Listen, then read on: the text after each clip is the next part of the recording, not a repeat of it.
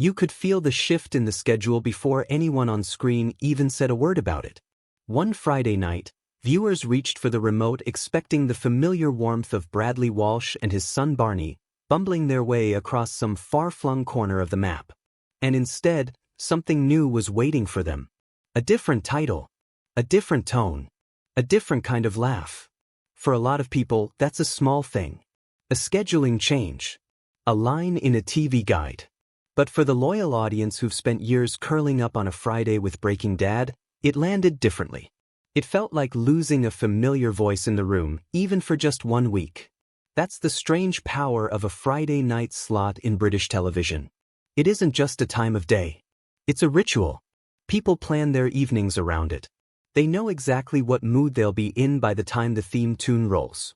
So when a brand new, must-watch British comedy series quietly slides into that space, it doesn't just compete for attention, it asks an entire audience to recalibrate. And the way viewers reacted online tells you everything about how personal that attachment really is. Some were curious, scrolling through to see what on earth had taken over their usual spot. Others were almost defensive about it, joking that nothing should be allowed to touch Bradley and Barney's Friday throne. There's a kind of affection hidden inside that resistance. You don't get protective over a show you don't actually love. What's interesting is how this moment says something bigger about where British television is heading right now. Broadcasters are constantly trying to balance comfort with risk. Breaking Dad has built its reputation on something gentle: a father and son, a camper van, a string of slightly chaotic adventures that never ask too much of you emotionally. It's the TV equivalent of a cup of tea after a long week. A new comedy stepping into that exact slot is a statement in itself. It suggests ITV believes audiences are ready for something a little sharper, a little more current, maybe even a little more unpredictable than the cozy road trip format viewers have grown used to. That's not a small gamble. Friday night comedy slots have made and broken reputations before, and everybody in that scheduling meeting knows it. There's also something quietly emotional in watching a show make way, even temporarily, for something else. Television families, and that's really what long-running formats become, a kind of extended TV family, don't just disappear without viewers noticing the gap.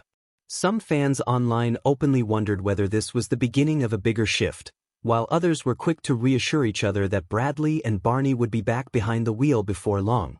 Nothing has been confirmed either way, but the conversation itself says a lot about how attached audiences have become to a show that, on paper, is just two people in a van. And then there's the new series itself, walking into all of that expectation. Stepping into a slot with that much sentimental weight attached to it is no easy task. Every joke lands under just a little more scrutiny. Every awkward pause gets compared, fairly or not, to whatever charm came before it. It's almost an unspoken pressure test. Can this new show earn its place in people's Friday routines, the way its predecessor clearly did? Early reactions suggest a real curiosity rather than outright rejection, viewers giving it a fair chance, even while keeping half an eye on the door for Bradley and Barney's eventual return. That's actually a pretty good place for a new show to start from.